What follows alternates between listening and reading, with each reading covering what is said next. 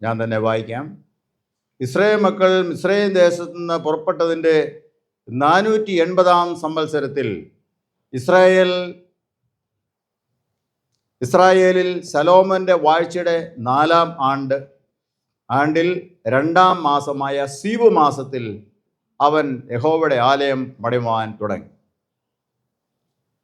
Israel മിസ്രയീം എന്ന് പുറപ്പെട്ടതിൻ്റെ 480 സംവത്സരത്തിൽ ശലോമോൻ രാജാവിൻ്റെ വാഴ്ചയുടെ 4-ാം ആണ്ടിൽ 2-ാം മാസം സീവ് മാസത്തിൽ അവൻ യഹോവയുടെ ആലയം പണിയുവാൻ തുടങ്ങി.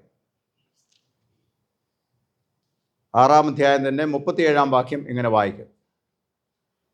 4-ാം ആണ്ട് സീവ് മാസത്തിൽ യഹോവയുടെ ആലയത്തിന് അടിസ്ഥാനം ഇടുകയും 11-ാം ആണ്ട് 8-ാം മാസമായ ബൂൽ മാസത്തിൽ ആലയം അതിൻ്റെ സകല ഭാഗങ്ങളുമായി അതിൻ്റെ മാതൃക പ്രകാരമൊക്കെയും പണി തീർക്കുകയും ചെയ്തു.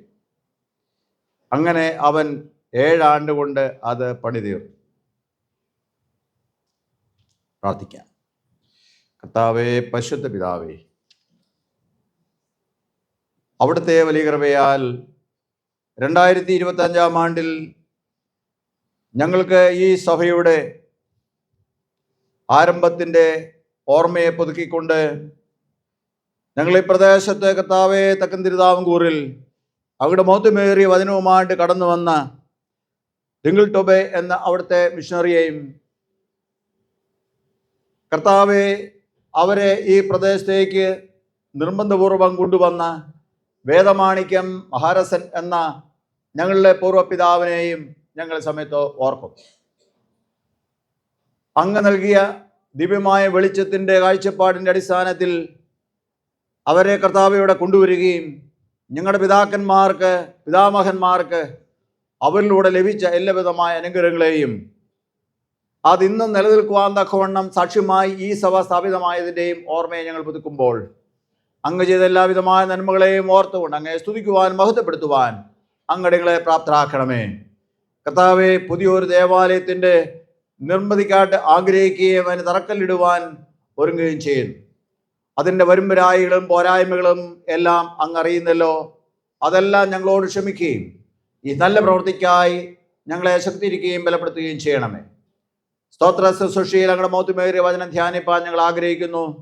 വചനം പറയുന്ന ബലഹീനനായ അടിയനെയും കേൾക്കുന്ന അവിടുത്തെ മക്കൾ ഒരുപോലെ അവിടുന്ന് അനുഗ്രഹിക്കണമേ. അടിയൻ പറഞ്ഞതിനപ്പുറമായ ആഴങ്ങളെയും അർത്ഥങ്ങളെ ഉൾക്കൊള്ളുവാൻ അവിടുത്തെ പരിശുദ്ധാത്മാവിനാൽ അങ്ങ് സഹായിക്കണം. മഹത്വം അങ്ങ് മാത്രം യേശുവിൻ നാമത്തിൽ പ്രാർത്ഥിക്കുന്നത് ദയോടെ കേൾക്കണമേ. ആമേൻ. ഇന്നേക്ക് ഏതാണ്ട് 175ഓളം വർഷങ്ങൾക്ക് മുമ്പ് നമ്മുടെ ഈ പ്രദേശത്ത് ഈ സഭ സ്ഥാപിതമായി. 1806 ഏപ്രിൽ മാസം 25-ാം തീയതി ആണ് നമ്മുടെ ഈ പ്രദേശങ്ങളിലേക്ക്, പ്രത്യേകിച്ച് തെക്കൻ തിരുവിതാംകൂറിലേക്ക് സുവിശേഷത്തിൻ്റെ വ്യാപനത്തിന് ആരംഭം കുറിച്ചുകൊണ്ട് വില്യം റിങ്കിൾ ടോബെ തുടങ്ങിയ ആളുകളെ മഹാനായ വേദമാണിക്യം മഹാരസൻ ക്ഷണിച്ച് കൊണ്ടുവന്ന് ഈ പ്രദേശത്ത് ആക്കി. വേദമാണിക്യത്തെക്കുറിച്ച് നിങ്ങൾക്ക് എന്നെക്കാൾ കൂടുതൽ അറിയാം എന്നെനിക്കറിയാം. അദ്ദേഹം ഈ പ്രദേശങ്ങളിലേക്ക് വന്ന് താമസമുറപ്പിച്ച് കർത്താവിനെ രക്ഷകനായി സ്വീകരിച്ച് ഈ പ്രദേശത്തുള്ള ജനങ്ങളുടെ ബുദ്ധിമുട്ട്, ഭാരം, പ്രയാസങ്ങൾ മനസ്സിലാക്കി അവരുടെ ഇടയിൽ കർത്താവിൻ്റെ രക്ഷയുടെ സന്ദേശം അറിയിക്കണമെന്ന് തീരുമാനിക്കുകയും തൻ്റെ സ്വന്തം പരിശ്രമത്താൽ അത് സാധ്യമല്ല എന്ന് മനസ്സിലാക്കിക്കൊണ്ട് അന്ന് ഈ പ്രദേശങ്ങളിൽ അല്ലെങ്കിൽ തെക്കേ ഇന്ത്യയിൽ സുവിശേഷ പ്രവർത്തനങ്ങളിൽ ഏർപ്പെട്ടിരുന്ന വിദേശ മിഷണറിമാരായ ഇവിടെ പേര് പറഞ്ഞ റിങ്കിൾ ടോബെയും അതുപോലെ തന്നെ മറ്റ് അനേക മിഷണറിമാർ ഈ പ്രദേശങ്ങളിൽ ആ കാലഘട്ടങ്ങളിൽ മുന്നും പിറകുമായിട്ട് വന്നിരുന്നു. അവരിൽ ഈ പ്രിയപ്പെട്ടവരെ ഇവിടെ ക്ഷണിച്ചുകൊണ്ട് വന്നു. വില്യം തോബിയാസ് റിങ്കിൾ ടോബെ അദ്ദേഹത്തെ ക്ഷണിച്ചുകൊണ്ട് വന്നുവെന്നും തുടർന്ന് അദ്ദേഹത്തോട് അവർ ചേർന്ന് സുവിശേഷ പ്രവർത്തനങ്ങൾ നടത്തിയെന്നും യേശുവിനെ അറിഞ്ഞ അനേക ആൾക്കാരെ അവർ സംഘമായി കൂടുകയും അവർക്ക് ദൈവത്തെ ആരാധിപ്പാനുള്ള ഇടങ്ങൾ ഉണ്ടാക്കി കൊടുക്കുകയും ചെയ്തു. അങ്ങനെ ധാരാളം ദേവാലയങ്ങൾ ഈ പ്രദേശങ്ങളിൽ പണിയപ്പെട്ടു. ഈ പ്രദേശങ്ങൾ എന്ന് പറഞ്ഞാൽ കേരളക്കരയിൽ എന്ന് പറയുന്നതാണ് അതിൻ്റെ ശരി. വർഷങ്ങൾ അല്പസ്വല്പ വ്യത്യാസമാണെങ്കിലും ആ ഒരു കാലഘട്ടം സുവിശേഷത്തിൻ്റെ വലിയ ഒരു മുന്നേറ്റമായിരുന്നു. അല്ലെങ്കിൽ ദൈവത്തിൻ്റെ പരിശുദ്ധാത്മാവ് വളരെ വ്യക്തമായി ഇടപെടുകയും നമ്മുടെ ഇന്ത്യ മഹാരാജ്യത്ത്, പ്രത്യേകിച്ച് തെക്കൻ കേരളത്തിൽ, തെക്കേ ഇന്ത്യയിൽ കർത്താവിൻ്റെ വേല അതിശക്തമായി തീരുകയും ചെയ്തു. പാശ്ചാത്യ നാടുകളിൽ നിന്ന് കർത്താവിൻ്റെ ആ വലിയ ഒരു ആത്മാവിൻ്റെ പ്രേരണയാൽ അനേക ആളുകൾ, അനേക സഭകൾ മിഷൻ ദർശനമുള്ള സഭകളായി തീരുകയും ഓരോരോ സഭകളും അവരുടെ മിഷനർമാരെ പ്രത്യേകമായി ലോകത്തിൻ്റെ നാനാഭാഗങ്ങളിലേക്കും അയക്കുകയും ചെയ്തു. അങ്ങനെ വന്ന കൂട്ടത്തിൽ നമ്മുടെ ഇന്ത്യയിലും വിശേഷ പ്രവർത്തനങ്ങൾക്കായിട്ട് ആളുകൾ വന്നു എന്ന് നമുക്ക് കാണാൻ സാധിക്കും. ലോക ക്രിസ്തീയ ചരിത്രം നമ്മൾ പഠിക്കുമ്പോൾ, അല്ലെങ്കിൽ ഇന്ത്യൻ ചർച്ച് ഹിസ്റ്ററി നമ്മൾ പഠിക്കുമ്പോൾ, അത് കേരളവുമായിട്ട് ബന്ധപ്പെട്ട് അഭേദ്യമായി ബന്ധപ്പെട്ടിരിക്കുന്നു കാണുവാൻ സാധിക്കും. AD 52 തോമാസ് ലീഗ ഈ ഭാരതദേശത്ത് വന്നു. ഭാരതത്തിൻ്റെ അപ്പോസ്തലൻ വിശുദ്ധനായ തോമാസ് ലീഗ എന്ന് നമുക്കറിയാം. അതിൽ തർക്കവും വിതർക്കങ്ങളും ഉണ്ടെങ്കിലും അത് അങ്ങനെ തന്നെ നമുക്കങ്ങ് വിശ്വസിക്കാം. കാരണം കർത്താവിൻ്റെ പുനരുത്ഥാനത്തിന് ശേഷം അപ്പോസ്തലന്മാർ ഓരോരോ ഭൂഖണ്ഡങ്ങളിലേക്കും കർത്താവിൻ്റെ അന്ത്യകൽപ്പന അനുസരിച്ചുകൊണ്ട്, ആകയാൽ നിങ്ങൾ പുറപ്പെട്ട് പിതാവിൻ്റെയും പുത്രൻ്റെയും പരിശുദ്ധാത്മാവിൻ്റെയും നാമത്തിൽ സ്നാനം കഴിപ്പിച്ചും ഞാൻ നിങ്ങളോട് ഉപദേശിച്ച വചനങ്ങളൊക്കെയും പ്രമാണിപ്പാൻ തക്കവണ്ണം സകല ജാതികളെയും ശിഷ്യരാക്കിക്കൊള്ളുവീൻ എന്നരുളി ചെയ്ത അന്ത്യകൽപ്പന അതിന് ശിരസ വഹിച്ചുകൊണ്ട് ശിഷ്യന്മാർ ലോകത്തിൻ്റെ വിവിധ ഭാഗങ്ങളിലേക്ക് കർത്താവിൻ്റെ സുവിശേഷമായി കടന്നുപോയി എന്നാണ് ചരിത്രം. അങ്ങനെ സുവിശേഷമായി കടന്നുപോയവരിൽ തോമസ് അപ്പോസ്തലനാണ് നമ്മുടെ ഭാരതം കിട്ടിയത്, അല്ലെങ്കിൽ ഈ ഭൂഖണ്ഡത്തിലേക്ക് വരുവാനായിട്ട്, ഈ ദേശത്ത് ഈ ഭാഗത്തേക്ക് വരുവാനുള്ള നറുക്കു വീണത്. അങ്ങനെ അദ്ദേഹം ഇവിടെ വന്നു. അതിൻ്റെ പലതരത്തിലുള്ള തർക്കങ്ങളും അല്ലെങ്കിൽ പഠിപ്പിക്കലുകളും കാണാൻ സാധിക്കും. എങ്കിലും പൊതുവെ അംഗീകരിക്കപ്പെട്ടിരിക്കുന്നത് AD 52 തോമസ് ലീഗ കേരളത്തിൽ വന്നു എന്നുള്ളതാണ്.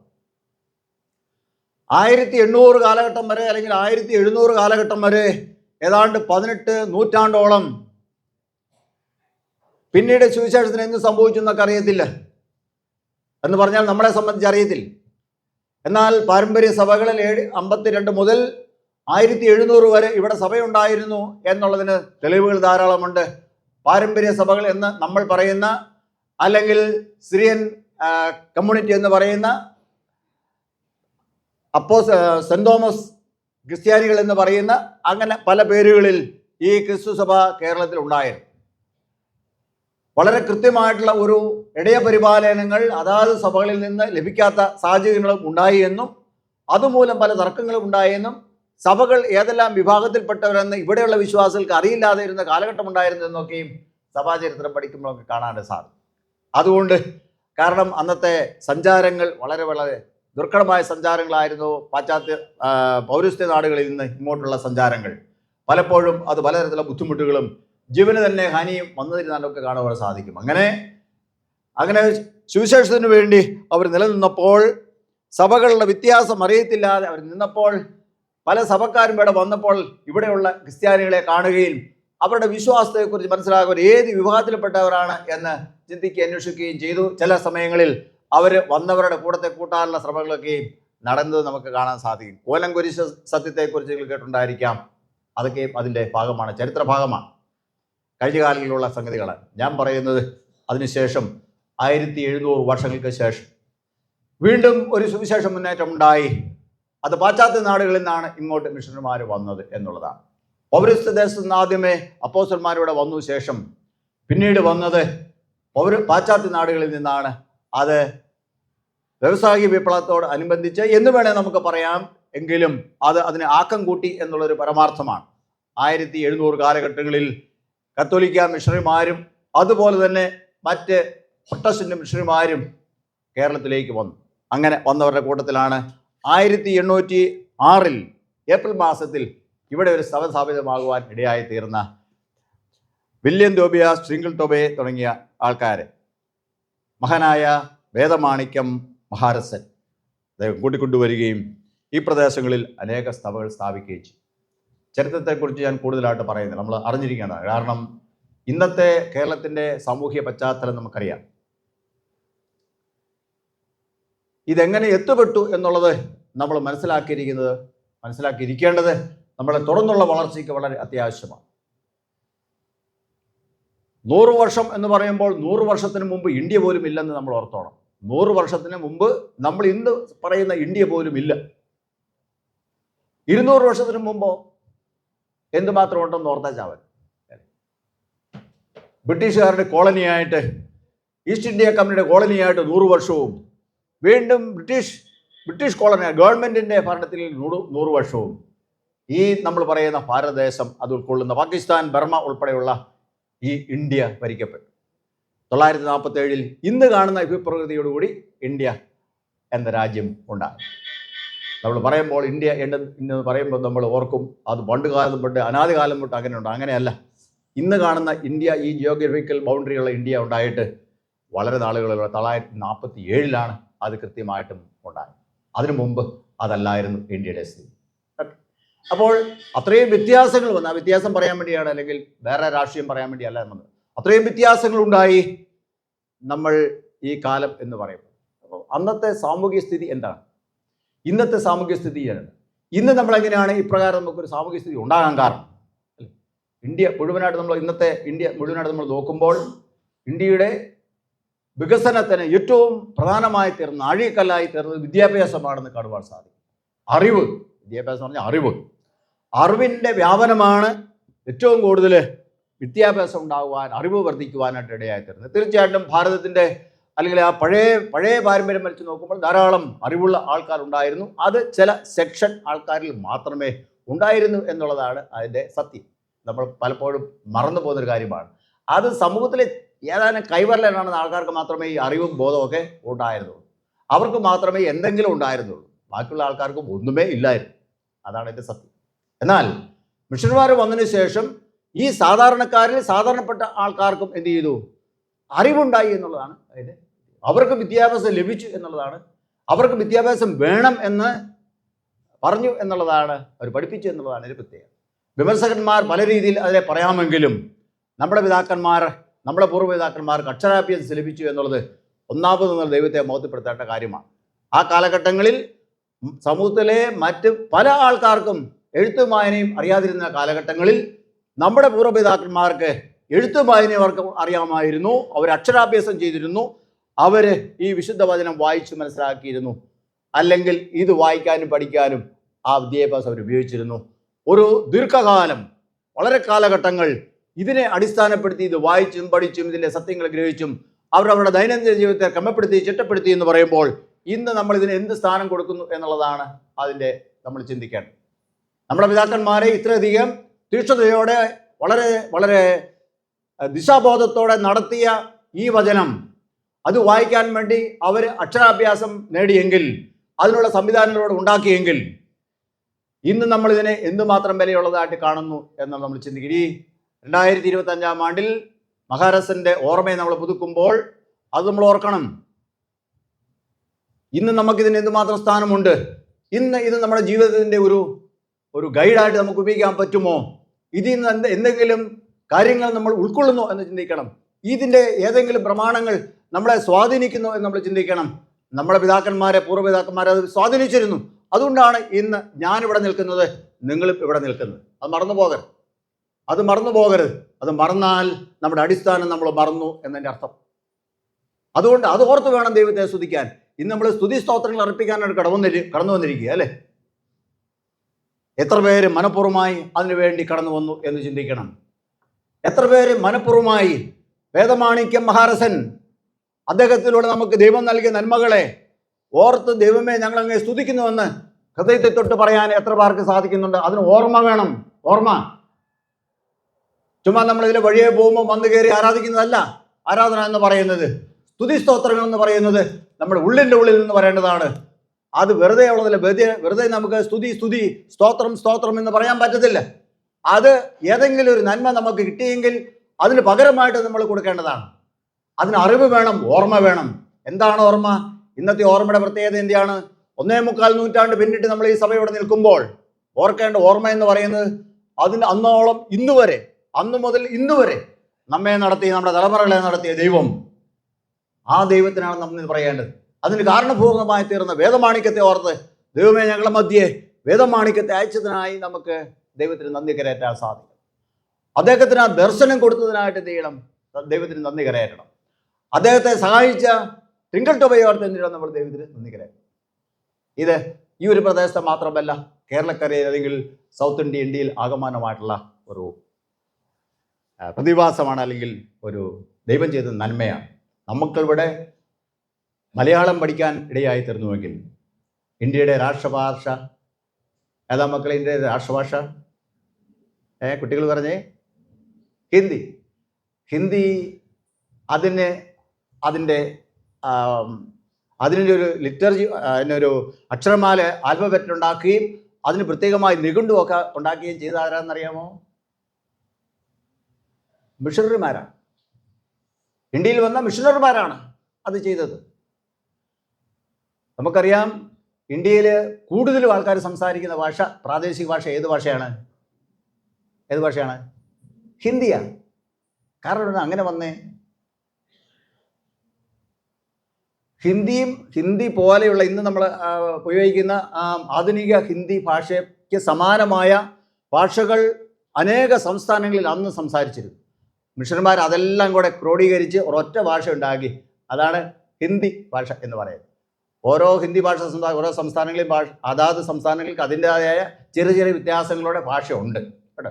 മഹാരാഷ്ട്ര എന്ന് പറയുന്നത് മറാഠി സംസാരിക്കുന്നത് അല്ലേ, അവർക്ക് ഹിന്ദി അറിയാം. മറാഠി അവർ സംസാരിക്കുന്നവർക്ക് ഹിന്ദി അറിയാം. പഞ്ചാബികൾ പഞ്ചാബി സംസാരിക്കുന്നു, പക്ഷേ ഹിന്ദി അറിയാം അല്ലേ. ഒറീസയിൽ ഒറിയ സംസാരിക്കുന്നവർക്ക് ഹിന്ദി അറിയാം. രാജസ്ഥാൻ പറയുന്നവർക്ക് പക്ഷേ ഹിന്ദി അറിയാം. അതിൻ്റെ കാരണം എന്ന് പറയുന്നത് ആരാണ്? ദൈവത്തിൻ്റെ ശുശ്രൂഷകന്മാരായിരിക്കുന്ന മിഷണറി വീരന്മാരാണ്. അവർക്ക് ആ ദർശനം ദൈവം കൊടുത്തു.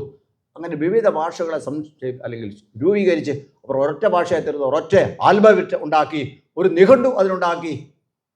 അങ്ങനെയാണ് ഇന്ത്യയുടെ രാഷ്ട്രഭാഷ ഹിന്ദിയായി തീർന്നത്. പലർക്കും, ഹിന്ദിക്കാർക്ക് പോലും അത് അറിയത്തില്ലാത്ത യാഥാർത്ഥ്യമാണ്. പക്ഷെ ചരിത്രം അതാണ്, നമ്മൾ ഓർത്തിരിക്കണം.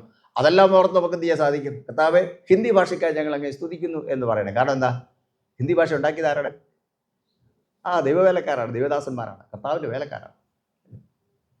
മലയാള ഭാഷയ്ക്കായി സ്തുതിക്കുന്നു എന്ന് പറയണം അല്ലേ. കാരണം എന്താണ്? മലയാളത്തിന് ഒരു ലിപി ഉണ്ടാക്കിയത് മലയാളികളല്ല, അത് മിഷണറിമാരാണ്, വിദേശ മിഷണറിമാരാണ്. ഇതൊരു ആധികാരികമായ നിഘണ്ടു ഉണ്ടാക്കിയത് ആരാണ്? വിദേശ മിഷണറിമാരാണ്. അപ്പം നമുക്ക് ദൈവത്തെ സ്തുതിപ്പാൻ നോക്കിയാൽ രാവിലെ തൊട്ട് വൈകുന്നേരം വരെ സ്തുതിച്ചാലും എന്ത് ചെയ്യത്തില്ല, മതി വരത്തില്ല. അത്രയും കാര്യങ്ങൾ ഉണ്ട് എന്ന് നാം മറന്നു പോകും. ഓക്കെ, നമ്മൾ വ്യക്തിപരമായിട്ട് വന്നാലോ, നമ്മുടെ ഈ പ്രദേശത്തുള്ള, നമ്മുടെ ഈ മഞ്ഞക്കാല പ്രദേശങ്ങളിൽ കർത്താവിൻ്റെ ഒരു സഭ സ്ഥാപിതമായി അല്ലേ. നമുക്ക് സമൂഹത്തിലൊരു നിലയും വിലയും ഇതുമൂലം നമുക്ക് ലഭിച്ചിട്ടുണ്ട്. അത് നമ്മൾ എന്ത് ചെയ്യരുത്? അത് കളയരുത്. അത് എന്തിൻ്റെ അടിസ്ഥാനത്തിലാണ് കിട്ടിയത്? അത് കിട്ടിയത് ഈ സുവിശേഷത്തിൻ്റെ വെളിച്ചത്തിലാണ്. വളരെ നമ്മൾ ഓർത്തിരിക്കേണ്ട ഒരു കാര്യമുണ്ട്. നമ്മളൊക്കെ പുറത്ത് എങ്ങനെ അറിയപ്പെടുന്നത്? ഇപ്പം നമ്മൾ അറിയപ്പെടുന്നത് എങ്ങനെയാണ്? ഏത് പള്ളിക്കാരനാ? കേട്ടില്ല, അറിയത്തില്ലേ മക്കളെ? നമ്മൾ ഏത് പള്ളിക്കാരാ? CSI. ഉറഞ്ഞ ധൈര്യമായിട്ടങ്ങ് പറഞ്ഞാൽ അല്ലേ, നമ്മൾ CSIക്കാരാ. നമ്മൾ പുറത്തിറങ്ങിയാൽ ആൾക്കാർ നമ്മളെ എങ്ങനെ അറിയപ്പെടുന്നു? അവരാരാണ്? അവരുടെ വീട്ടിൽ പേരും ഊരും പേരും ഒന്നും അല്ല അറിയപ്പെടുന്നത്. പിന്നെ പൊതുവായിട്ട് സമൂഹം എങ്ങനെ അറിയും? CSI പള്ളിയിൽ പോകുന്ന ആൾക്കാർ CSIക്കാരാണ്. ആ ആളോ അവർ കത്തോലിക്കാർ, അവർ യാക്കോവക്കാരാണ്, അവർ ഇവാഞ്ചലിക്കാരാണ്. ഊരും പേരും ഒന്നും പ്രശ്നമല്ല, അവരെവിടെയാണ് പോകുന്നത് അത് ചോദിക്കുക അല്ലേ. അപ്പോൾ അതിന് വളരെ പ്രധാനപ്പെട്ട സംഗതിയുണ്ട് അല്ലേ സമൂഹത്തിൽ. അത് അങ്ങനെ നമ്മൾ അറിയും. നമ്മളെ ലേബൽ എന്ന് പറയുന്നത് പൊതുവായിട്ട് നമ്മൾ പറയുമ്പോൾ നമ്മളൊക്കെ ആരെന്നറിയപ്പെടും? മക്കളൊരു പറയും, അവരൊക്കെ ക്രിസ്ത്യാനികളാണെന്ന് പറയും അല്ലേ. പിന്നെ ഇങ്ങോട്ട് വരുമ്പോൾ അവിടെ പിന്നെ തിരിവും കാര്യങ്ങളാണെന്ന് വരും. പൊതുവേ പറയുമ്പോൾ അവരൊക്കെ ആരാ? അവർ ക്രിസ്ത്യാനികൾ. പണ്ട് കാലങ്ങളിൽ അതും ഇല്ലായിരുന്നു. പണ്ട് കാലങ്ങളിൽ പറയാം അവരൊക്കെ വേദക്കാരാ. കുറച്ചുകൂടെ പരിഷ്കരിച്ച് പറയാം അവരൊക്കെ വേദം കൂടിയവരാണ്.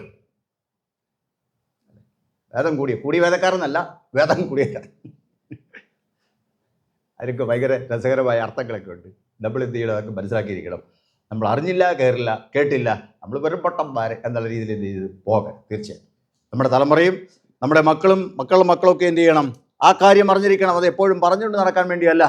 പിന്നെ നമ്മൾ ആരായിരുന്നു, നമ്മൾ എന്തായിരുന്നു, എങ്ങനെ നമ്മൾ ആയിത്തീരുന്നു, എങ്ങനെ നാമായി എന്നുള്ള കാര്യം നമ്മുടെ തലമുറ അറിഞ്ഞിരിക്കണം.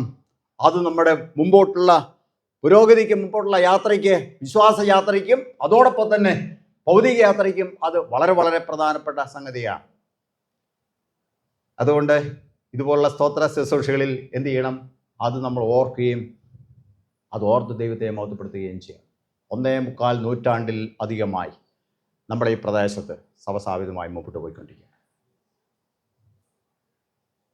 കഴിഞ്ഞ ദിവസം നമ്മുടെ മഹാടത്തിൻ്റെ ഒരു പള്ളിയിൽ പോയി. 205ാമത് വർഷമാണ് അവിടുത്തെ സഭ 205 വർഷമായി അല്ലേ. 2 നൂറ്റാണ്ട് കഴിഞ്ഞു. എത്രയോ അത്ഭുതകരമാണ്. അന്ന് തൊട്ട് ഇന്ന് വരെയുള്ള നമ്മുടെ ആൾക്കാരുടെ പിതാക്കന്മാരുടെ നമ്മുടെ മക്കൾ, അവരുടെ മക്കൾ, അവരുടെ മക്കൾ, അവരുടെ മക്കൾ എന്ത് ചെയ്യുന്നു, ഇങ്ങനെ വളർന്നു വരികയാണ്. എന്തൊരു വ്യത്യാസമാണ്. ഓക്കെ, അത് നമ്മുടെ ഒരു ചരിത്രമാണ്. ഞാൻ പറഞ്ഞു വന്നത്, നാം ആരായിരുന്നുവെന്നും ഇപ്പോൾ നാം എന്തായിരിക്കുന്നു എന്നും നമ്മൾ ഓർക്കുകയും അതിന് കാരണബോധമായ നമ്മുടെ ദൈവത്തിന് നമ്മൾ നന്ദി കരയേറ്റുകയും ചെയ്യണം. എല്ലാ ദിവസവും എന്ത് ചെയ്യണം? എല്ലാ ദിവസവും ദൈവമേ അങ്ങേക്ക് നന്ദി എന്ന് പറയാം. അത് പറഞ്ഞു വേണം നമ്മുടെ ദിവസം ആരംഭിക്കാൻ. ദൈവത്തിന് സ്തുതി സ്തോത്രങ്ങൾ അർപ്പിച്ചുകൊണ്ട് വേണം എന്ത് ചെയ്യാൻ, ഒരു ദിവസം അവസാനിക്കാൻ. പ്രഭാതം ദൈവമേ നന്ദി എന്ന് പറഞ്ഞ് എന്ത് ചെയ്യണം, അത് നമ്മൾ തുടങ്ങും. ഒരിക്കൽ ഒരു വെല്ലുമയുണ്ടാകും. സുവിശേഷ പ്രസംഗയാണ്. ഒരു വളരെ കാര്യമായിട്ട് നമ്മുടെ കേരളക്കരയിലും അതുപോലെ തമിഴ്നാടിൻ്റെ പല പ്രദേശങ്ങളിലും സുവിശേഷ വേല ചെയ്ത ഒരു അമ്മച്ചിയായിരുന്നു. വളരെ പ്രായമുള്ള ഒരു അമ്മച്ചി. ഒരു ദിവസം ഞങ്ങളുടെ വീട്ടിൽ വന്ന് താമസിക്കാനായിട്ട് ഇടയായി തീർന്നു. ചിലപ്പോഴൊക്കെ വരുമ്പോൾ അവർ വരുന്നതാണ്. ഒരു ദിവസം ഞങ്ങൾ പിള്ളേരോട് കഥ പറഞ്ഞ കൂട്ടത്തിൽ അവർ വളരെ രസകരമായിട്ട് ചില കഥകളൊക്കെ പറയും. ഒരു ദിവസം അവർ പറഞ്ഞ ഇപ്രകാരമാണ്: കിളികൾ രാവിലെ എന്ത് ചെയ്യുന്നുണ്ട്? രാവിലെ കിളികളെല്ലാം എന്ത് ചെയ്യുന്നു? കിളികളെല്ലാം കൂടെ ഓരോരോ പ്രത്യേക ശബ്ദം ഉണ്ടാക്കി എന്ത് ചെയ്യുന്നു? അവർ നേരം വെളുക്കുമ്പോഴേ പറയും. കിളികൾ ഇങ്ങനെ ഒരുമിച്ചിരുന്നിട്ട് അവരിങ്ങനെ ഇങ്ങനെ ഇങ്ങനെ അവർക്കൊരു പ്രത്യേക ഒരു ആംഗ്യമൊക്കെ ഉണ്ട്. അത് പറഞ്ഞു. എന്നിട്ട് ചോദിച്ചു, അതെന്താ അവരങ്ങനെ ശബ്ദം ഉണ്ടാക്കുന്ന അറിയാമോ? ആ ശബ്ദത്തിൻ്റെ അർത്ഥം എന്താണെന്ന് അറിയാമോ എന്ന് ചോദിച്ചു. എന്നിട്ട് പറയാൻ അറിയത്തില്ല. അപ്പോൾ അവർ പറയാണ്, ദൈവമേ കാത്തു സൂക്ഷിച്ചതിന് സ്തുതി സ്തുതി സ്തുതി സ്തുതി എന്നാണ് പറയുന്നത്. കിളികൾ അങ്ങോട്ടും ഇങ്ങോട്ടും പറയാണ്, ദൈവമേ കാത്തു സൂക്ഷിച്ചതിന് സ്തുതി സ്തുതി സ്തുതി എന്നാണ് പറയുന്നത്. ഒരു പ്രത്യേക കിളിയുടെ ഒരു സംസാരമാണ്. എന്താണ് അവരുടെ വ്യാഖ്യാനം? നേരം വെളുക്കുമ്പോൾ ആ കിളികളെല്ലാം ഇങ്ങനെ പറയുന്നു, ദൈവമേ കാത്തു സൂക്ഷിച്ചതിന് സ്തുതി സ്തുതി സ്തുതി സ്തുതി എന്ന് പറയും. എന്നിട്ട് അവർ പറയാണ്, മക്കളെ എല്ലാ ദിവസവും രാവിലെ എന്ത് ചെയ്യണം? കാത്തു സൂക്ഷിച്ചതിന് സ്തുതി എന്ന് പറയണം. അല്ലേ, എന്തെല്ലാം ആപത്തുകൾ വരാമായിരുന്നു രാത്രിയിൽ. ഒന്നും നമുക്ക് പറ്റിയില്ല, ദൈവം കാത്തു. അതുകൊണ്ട് രാവിലെ നേരം വെളുക്കുമ്പോൾ എന്ത് ചെയ്യണം? ദൈവമേ സ്തുതി സ്തുതി സ്തുതി എന്ന് പറയണം. ഇന്നിപ്പോൾ എത്ര പേര് രാവിലെ പ്രാർത്ഥിച്ചിട്ട് വന്നു എന്ന് ഞാൻ ചോദിക്കുന്നില്ല അല്ലേ. സഭയുടെ 175ാമത് വാർഷികം കൊണ്ടാടാൻ വേദമാണിക്യം മഹാരാജൻ്റെ ഓർമ്മയെ പുതുക്കാനുള്ള തിരക്കിൽ എന്ത് ചെയ്തു? അദ്ദേഹത്തിലൂടെ നമുക്ക് ലഭിച്ച ഈ വചനം വായിക്കുന്നതിനോ അദ്ദേഹം ചൂണ്ടിക്കാണിച്ചു തന്ന കർത്താവിനെ എന്നോട് പ്രാർത്ഥിക്കുന്നതിനോ സമയമെടുക്കാതെ എന്ത് ചെയ്തിരിക്കുകയാണ്? അദ്ദേഹത്തിൻ്റെ ജന്മദിനം കൊണ്ടാടാൻ അല്ലെങ്കിൽ അദ്ദേഹത്തെ ഓർമ്മ പുതുക്കാനും ഇവിടെ വന്നിരിക്കുക. മഹാരസൻ ചോദിക്കും അല്ലേ, എപ്പോഴെങ്കിലും നിങ്ങളെ കാണുമ്പോൾ മഹാരസൻ ചോദിക്കും, നിങ്ങൾ എന്നെ ഓർക്കുന്നുണ്ട്, ശരിയാണ്, നല്ല കാര്യം, പക്ഷെ ഞാൻ പറഞ്ഞു തന്ന കാര്യം നിങ്ങൾ ഓർക്കുന്നുണ്ടോ?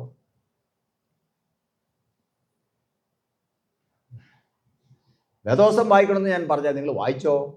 പ്രാർത്ഥിക്കണമെന്ന് ഞാൻ പറഞ്ഞാൽ നിങ്ങൾ പ്രാർത്ഥിച്ചോ? കർത്താവിനോട് നിങ്ങൾ ആവശ്യം പറയണമെന്ന് നിങ്ങൾ ആവശ്യം പറഞ്ഞോ എന്ന് ചോദിക്കും. പിള്ളേർ പേടിക്കൊന്നും വേണ്ട, അത് നമ്മുടെ വിശ്വാസത്തിൻ്റെ ഒരു കാര്യം ഞാൻ പറഞ്ഞത് മാത്രമേ അല്ലേ. തീർച്ചയായിട്ടും അത് അവർ ചൂണ്ടിക്കാണിച്ച വഴികളിൽ നടപ്പാൻ നമുക്ക് ശ്രദ്ധയുള്ളവരായിരിക്കാം. ഓക്കെ, കല്ലിടിയിലാണ് ഇന്നത്തെ മറ്റൊരു പ്രധാനപ്പെട്ട ശുശ്രൂഷ അല്ലേ. നിങ്ങൾക്ക് ഒരുപക്ഷെ കൈക്കാരന്മാർക്കോ കമ്മിറ്റി അംഗങ്ങൾക്കോ ജനങ്ങൾക്ക് ചിലവർ ആശ്വാസം തോന്നിക്കാണും. കാരണം ആശ്വാസം തോന്നാൻ കാരണം ഞാനിങ്ങോട്ട് വന്നപ്പോൾ അച്ഛനോട് ചോദിച്ചു, അച്ഛാ ഇന്ന് കല്ലിടുന്ന പ്രോഗ്രാം അല്ലെങ്കിൽ ഉണ്ടല്ലേ? ഉണ്ട്. ഓക്കെ, എത്ര നാളായി എൻ്റെ ആലോചനയൊക്കെ തുടങ്ങിയിട്ട്? തിരുമേനി ആലോചനയൊക്കെ തുടങ്ങിയിട്ട് കുറേ നാളായതാണ്. ഓക്കെ, അപ്പോൾ പൈസ വല്ലതും ആയോ? എത്ര രൂപയാകും? 1 കോടി രൂപയെങ്കിലും ആകുമെന്നാണ് ഒരു കണക്ക്. എന്നാൽ ഇപ്പം വന്ന് 1 കോടിയിൽ നിൽക്കത്തില്ലെന്നാണ് ഒരു കണക്ക് കൂടൽ. കൃത്യമായ കണക്കൊന്നും എന്ത് ചെയ്തിട്ടില്ല, എടുത്തിട്ടില്ല. പിന്നെ തിരുമേനിയെ കാണിക്കാനായിട്ട് എന്തുണ്ട്? തിരുമേനിയെ കാണിക്കാനായിട്ട് ഒരു പള്ളിയുടെ ഒരു ഫോട്ടോ ഒക്കെ എടുത്തിട്ടുണ്ട്. ബാക്കി ഡീറ്റെയിലൊന്നും അറിയത്തില്ല. പക്ഷേ ഒറ്റ നോട്ടത്തിൽ കാണാം, ഇത് 1 കോടിയിൽ എന്ത് ചെയ്യില്ല, നിൽക്കത്തില്ല. 1 കോടിയിലൊന്നും ഈ പള്ളി എന്ത് ചെയ്യത്തില്ല, പണിയാൻ പറ്റത്തില്ല. അപ്പോൾ ഞാൻ പറഞ്ഞു, അച്ഛാ ഇത് 1 കോടിയിൽ നിൽക്കത്തില്ലല്ലോ, എത്ര രൂപ ഉണ്ട് കയ്യിൽ? അച്ഛൻ പറഞ്ഞൊരു 10 ലക്ഷം രൂപ ഉണ്ട് എന്ന് പറഞ്ഞു. സെക്രട്ടറി അന്നേരം തന്നെ അടുത്ത് വന്ന് ഞാൻ പറഞ്ഞു, സെക്രട്ടറിയെ നോക്കിയിരിക്കുകയായിരുന്നു, സെക്രട്ടറി എത്ര രൂപ ഉണ്ട് കയ്യിൽ? അപ്പോൾ തിരുമേനി ഒരു 6-7 ലക്ഷം രൂപ 8 ലക്ഷം രൂപ കാണുമായിരിക്കും, 2 ലക്ഷം അവിടെ കുറഞ്ഞു കൊടുക്കും. നമ്മൾ ചെക്കട്ട് ഇതിപ്പോൾ അങ്ങനെ വന്നാൽ ഇതിപ്പോൾ തീരത്തില്ലല്ലോ. ഇതിപ്പോൾ കല്ലിട്ട് കഴിയുമ്പോഴത്തേന് എന്ത് ചെയ്യും? 10 ലക്ഷവും തീരും. പിന്നെ അടുത്തൊരു കല്ല് വെക്കണമെങ്കിൽ എന്ത് ചെയ്യണം? വേറെ പിരിവ് സംഘടിപ്പിക്കണമല്ലോ. എന്നാ നിങ്ങളുടെ പ്ലാൻ? കൂടുതലായിട്ട് ചോദിക്കാൻ സമയം കിട്ടിയില്ല, ബാക്കി എന്ത് ചെയ്യാം? കല്ലിട്ട് കഴിഞ്ഞ് ചോദിക്കാൻ മാത്രമാണ് ഇരിക്കുന്നത്. അതുകൊണ്ടാണ് ഞാൻ ആ ദേവാലയപ്പണിയുടെ ആ വേദഭാഗം എടുത്ത് വായിച്ചത്. അതിൻ്റെ അകത്ത് പറഞ്ഞിരിക്കുന്ന ഒരു കാര്യം ശ്രദ്ധയാണ്. അവിടെ പള്ളിപ്പണി എത്ര നാൾ കൊണ്ട് തീർന്നെന്നാ പറഞ്ഞേക്കുന്നത്? അതാ ഞാൻ പറഞ്ഞു ഇവർക്കൊരു ചെറിയൊരു ആശ്വാസം ആ വാക്യം വായിച്ചപ്പോൾ കിട്ടി എന്ന്. കല്ല് ഇന്ന് ഇട്ടാലും പണി ഇന്ന് ആരംഭിച്ചാലും യെരുശലേം ദേവാലയം പോലും എത്ര വർഷം കൊണ്ടാ തീർത്തേ? 7 വർഷം കൊണ്ടായത്. അപ്പോൾ ഇപ്പോഴത്തെ കമ്മിറ്റിക്കാർക്ക് പറയാം അവരുടെ കാലാവധി 7 വർഷം അവർക്ക് ഇരിക്കാൻ പറ്റുമോ? പറ്റില്ല. ഓക്കെ, അപ്പോൾ അവരുടെ കാലാവധിയിൽ തന്നെ അവർക്ക് ഭാരപ്പെടേണ്ട കാര്യമില്ല. കാരണം വചനത്തിൻ്റെ അടിസ്ഥാനത്തിൽ നോക്കിയാലും ഇനിയും പള്ളി പണിയാൻ സമയമുണ്ട്. ഓക്കെ, ഇനി അടുത്തൊരു ഗ്രൂപ്പ് വന്നാലോ, അടുത്തൊരു ഭരണസമിതി വന്നാലോ അവർക്കും വേണമെങ്കിൽ രക്ഷപ്പെടാം. എന്താണ്, 7 വർഷം അവർക്ക് ഇരിക്കാൻ പറ്റത്തില്ലല്ലോ. ഇവിടുത്തെ 3 പോയാലും പിന്നെ ഒരു 3 കഴിഞ്ഞ് പിന്നെ ഒരു രക്ഷപ്പെടുള്ളൂ. അപ്പോൾ 2 ഭരണസമിതി കഴിഞ്ഞാലും എന്ത് ചെയ്യത്തില്ല, തീർന്നില്ലേൽ 2 ഭരണസമിതിക്കാർക്ക് എന്ത് ചെയ്യാം, പറയാം വേദവചനത്തിൻ്റെ അടിസ്ഥാനത്തിൽ ഞങ്ങൾ ചെയ്യാണ്ട് ചെയ്തു. എന്താ ചെയ്തേക്കുന്നത്? ഞങ്ങൾ ചെയ്യാണ്ട് ചെയ്തു. എന്താണ്? കല്ലിട്ടിരിക്കുന്നു, നിങ്ങൾ പണിതോളുക അല്ലേ. ഓക്കെ, അതെങ്ങനെയൊക്കെ പറഞ്ഞാലും എല്ലാം ശരി തന്നെയാണ്. പക്ഷേ അത് ശ്രദ്ധിക്കേണ്ട കാര്യമുണ്ട്. അവർ പണി ആരംഭിച്ചു, ഇടയ്ക്ക് പണി നിർത്തിയതായിട്ട് എന്ത് ചെയ്തിട്ടില്ല? 7 വർഷവും പണിയായിരുന്നാണ് പറഞ്ഞത് അല്ലേ. 7 വർഷം കഴിഞ്ഞപ്പോഴോ ആലയത്തിൻ്റെ ഭംഗിയോ, ആലയത്തിൻ്റെ ഭംഗി അതിനെ വിവരിക്കാൻ സമയമില്ല. മുഴുവൻ സ്വർണ്ണമാണ്. ആലയത്തിനകം മുഴുവനും പൊന്നുകൊണ്ട് പൊതിഞ്ഞിരുന്നതാണ് പറഞ്ഞത്. ചിരിക്ക പോലും പറഞ്ഞത്. പൊന്നുകൊണ്ട് പൊതിഞ്ഞ ആലയം മുഴുവനും പൊന്നുകൊണ്ടും തങ്കം കൊണ്ടും പൊതിഞ്ഞ് വിശേഷപ്പെട്ട വിലയേറിയ കല്ലുകൾ പതിപ്പിച്ച ആലയം. ഓർത്തോ? മറ്റ് പഴയ നിയമ വേദഭാഗങ്ങൾ വായിക്കുമ്പോൾ, ഇന്ന് നമ്മൾ വായിച്ച ഹഗായി പ്രവചനം ഉൾപ്പെടെ മറ്റ് പ്രവചന പുസ്തകങ്ങളൊക്കെ വായിക്കുമ്പോൾ അവിടെ കാണാൻ പറ്റുന്നത്, അവിടെ ചോദിക്കുന്നൊരു ചോദ്യമുണ്ട്. ഈ ആലയത്തിൻ്റെ പൂർവസ്ഥിതി, പണ്ടുണ്ടായിരുന്ന അതിൻ്റെ ഓർമ്മ നിങ്ങളിൽ ആരുടെയെങ്കിലും മനസ്സിലുണ്ടോ? ഇപ്പോൾ ഇതിൻ്റെ അവസ്ഥ നിങ്ങളൊന്ന് നോക്ക്. നമുക്കെന്ത് ചെയ്യണം? ആ മഹത്വത്തോടെ ഈ ആലയം പണി തീർക്കണം. ദേവാലയം നശിച്ചു പോയതിനു ശേഷം വീണ്ടും പുനർനിർമ്മിക്കുന്നതിനെ കുറിച്ചാണ് അവിടുത്തെ പ്രതിപാദ്യം. ഇത് ഇപ്പം നമ്മൾ വായിച്ചത് ആദ്യമായിട്ട് യഹോവയാകുന്ന ദൈവത്തിന് ഭൂമിയിൽ ദൃശ്യമായ സ്ഥിരമായിട്ടുള്ള ആലയം പണിത കാര്യമാണ് ഇവിടെ പറഞ്ഞിരിക്കുന്നത്. സൊലോമോൻ രാജാവാണ് അത് പണിതത് എന്ന് കാണാൻ സാധിക്കും. സൊലോമോൻ രാജാവ് അവിടെ പറയുമ്പോൾ അതിൻ്റെ 6-ാം അധ്യായത്തിൽ തുടങ്ങുന്ന ഇപ്രകാരമാണ്: ഇസ്രായേൽ മക്കൾ മിസ്രയീം ദേശത്ത് നിന്ന് പുറപ്പെട്ടതിൻ്റെ 400 എത്ര വേണ്ട പിള്ളേർ പറയാമോ? 480-ാം ആണ്ട് ഇസ്രായേൽ മക്കളെ മിസ്രയീമിൽ നിന്ന് പുറപ്പെടുവിച്ചത് എന്തിനാ? എന്നാന്നും പറഞ്ഞ് പുറപ്പെടുവിച്ചത്? നിങ്ങളെന്ന് പറഞ്ഞേ, പിള്ളേരെന്ന് പറഞ്ഞേ. തിരുമേനി വലിയ പ്രസംഗം പറയുകയാണെങ്കിൽ പോകണം, ഞങ്ങൾക്ക് വേഗം എന്ത് ചെയ്യാം? സ്നേഹം വരുന്നുണ്ടോ അച്ഛാ? സ്നേഹം വരുന്നുണ്ടോ? സ്നേഹം വരുന്നുണ്ടോ? സ്നേഹം വരുന്ന കഴിച്ചിട്ട് നമുക്ക് ബാക്കി കാര്യം നോക്കാം അല്ലേ.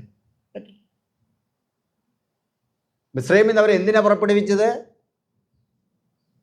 അയ്യോ പറയുന്നേ, സമ്മാനമൊന്നുമില്ല കേട്ടോ. മിസ്രയീമിൽ നിന്ന് എന്ത് പറഞ്ഞാണ് അവരെ, ഫറവോനോട് എന്നാ പറഞ്ഞ, കാലത്തുമ്മരിടുമ്പോൾ എന്നാ പറഞ്ഞിട്ടാണ് മോശ അവരെ കൊണ്ടുപോകുന്നത്? അറിയത്തില്ല?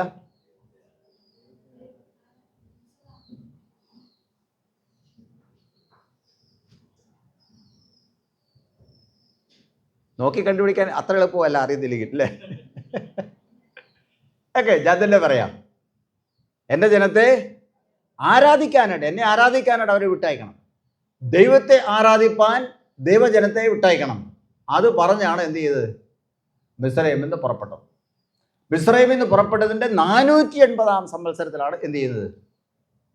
ആരാധിക്കാനുള്ള സ്ഥിരമായിട്ടൊരു ആലയം പണിയാൻ അവർ തുടങ്ങുന്നത്. മനസ്സിലാക്കണം. ഇതെല്ലാം ദൈവജനത്തിൽ കൃത്യമായിട്ട് പറയും.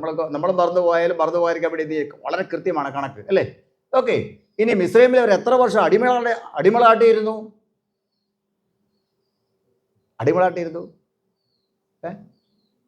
മിസ്രയീമിൽ അവർ എത്ര വർഷം അടിമളായിരുന്നു? ഭാഗ്യം കണ്ടോ ഭാഗ്യക്കേട് കണ്ടോ നമ്മുടെ ഇവാഞ്ചലിക്ക് ഒരു അച്ഛൻ വന്നിരിപ്പുണ്ട്. നിങ്ങൾ മാനം കെടുത്തരുത്. നമ്മൾ ചെറിയൊരു മാനമുണ്ട്, അത് കളയരുത് കേട്ടോ. എത്ര വർഷം ഉണ്ടായിരുന്നു അടിപൊളിയായിട്ട്? ഈ അച്ഛൻ അവിടെ ചെന്നെങ്ങാനും അച്ഛാ പതേക്കല്ലേ, ഇവർക്കൊക്കെ അറിയാമല്ലോ, പറയാത്ത 430 സംവത്സരം 430 സംവത്സരം അവർ മിസ്രൈമിൽ ആയിരുന്നു, അടിമകളായിരുന്നു എന്നാണ് അവിടുത്തെ ചരിത്രം രേഖപ്പെടുത്തിയിരിക്കുന്നത്. ഓക്കെ, അത് നേരത്തെ പറഞ്ഞിരുന്നു. 430 വത്സരം എന്ത് ചെയ്യും? നിന്റെ സന്തതികളൊക്കെ എന്ത് ചെയ്യും? അന്യദേശത്ത് ഫറവോൻ എന്ത് ചെയ്യും? മിസ്രൈമിൽ അടിമകളായിരിക്കും എന്ന് പറഞ്ഞു. അതാരോടാ പറഞ്ഞത്? തിരുമേനിക്ക് ചോദ്യം ചോദിക്കാൻ കേട്ടത് നേരമല്ലേ. അതാരോടാ പറഞ്ഞത്? ഏതായാലും ഇസ്രായേൽ മക്കളോടല്ല പറഞ്ഞത് അല്ലേ? പിന്നെ അങ്ങനെയാണെങ്കിൽ ആരോടായിരിക്കും? കുറേ ആർക്കും അറിയാവോ? അവരുടെ ഒക്കെ പിതാവിനോട് അല്ലേ? ആരാ അവരുടെ പിതാവ്? അബ്രഹാം പിതാവിനോടാണ് പറഞ്ഞത്. യാഗം കഴിക്കുന്ന സമയത്ത്, ആരാധനയുടെ സമയത്ത് പ്രത്യേകമായ ദൈവത്തിൻ്റെ വെളിപ്പാടനുസരിച്ച് അവിടെ രേഖപ്പെടുത്തിയിരിക്കുകയാണ്. എന്ത്? ആരാധന നടത്തിയ ദൈവത്തിൻ്റെ ഇഷ്ടമനുസരിച്ചാണ്, ദൈവത്തിൻ്റെ കൽപ്പന അനുസരിച്ചാണ് ആരാധന മധ്യത്തിൽ ആ ദൈവം അരുളി ചെയ്തു, അബ്രഹാമേ, നിന്റെ സന്തതി പരമ്പരകൾ എന്ത് ചെയ്യും? സ്വന്തം ദേശം വിട്ട്, ഈ ദേശം വിട്ട് നിങ്ങൾ 430 വർഷം അവിടെ പ്രവാസികളായി. ഇപ്പോൾ നീ താമസിക്കുന്ന ദേശമെല്ലാം എന്ത് ചെയ്യും? നിങ്ങളുടെ സന്തതി പരമ്പരകൾ വിട്ടു. അതിനുശേഷം അവർ തിരികെ എന്ത് ചെയ്യും? തിരികെ ഞാൻ അവരെ കൊണ്ടുവരും.